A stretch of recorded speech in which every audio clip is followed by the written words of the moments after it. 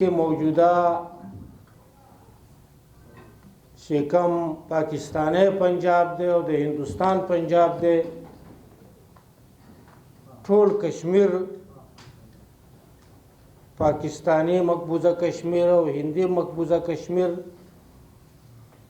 ठोल सिंध समंदर पूरी ठोल बलूचिस्तान दाद अफगानिस्तान मकबूजा इलाके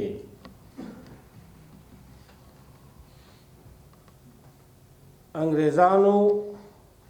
ज़मंगा हदूदो ता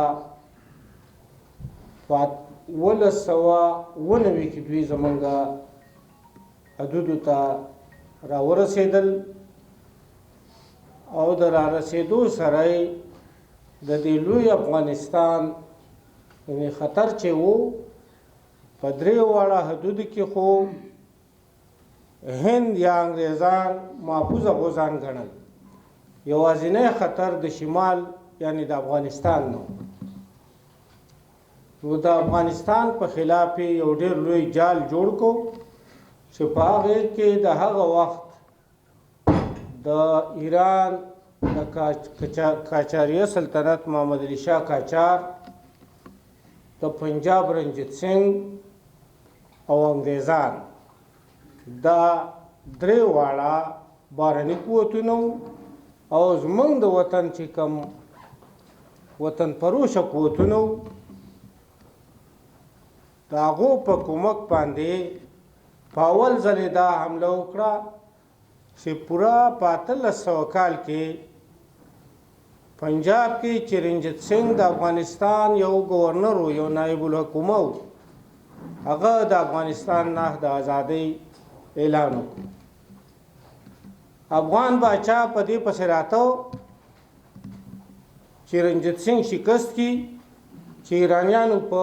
کانګرس په لمسه په هرات باندې حمله وکړه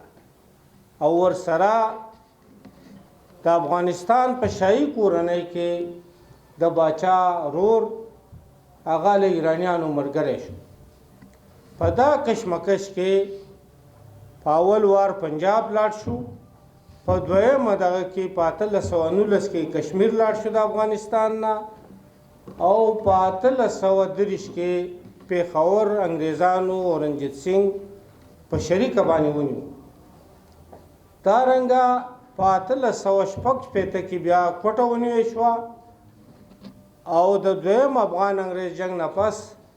دا ټوله جنوبي پښتونخوا خیبر او میچنۍ دا پیرنګیانو د افغانستان د خاورې نه رابیلې 1893 کې بیا سوات دیر چترال ام دربند دا علاقې د ډیورنډ معاهدې په نتیجه کې د افغان خاورې نه ونیوو چې د دې په خلاف یو ډېر لوی قیامونه چې کوم دی روان وي غزاګانې روانې وي په دا ټوله پښتنه خاوره یو لوی ځمکه د غازیانو د مورچې وي د انګریزانو په خلاف د پنجابي سیکانو په خلاف عزیزانو په داسې حالاتو کې خان شهید پیدا شو چې ډیورنډ لیکه راښکل شوې وه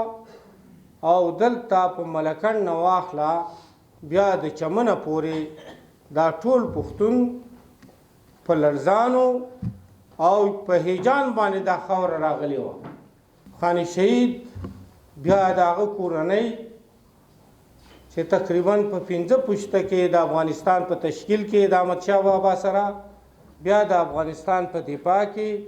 او بیا خان شهید هغه سړی و چې د دې محکوم افغان د ازادۍ په صف کې ودرېده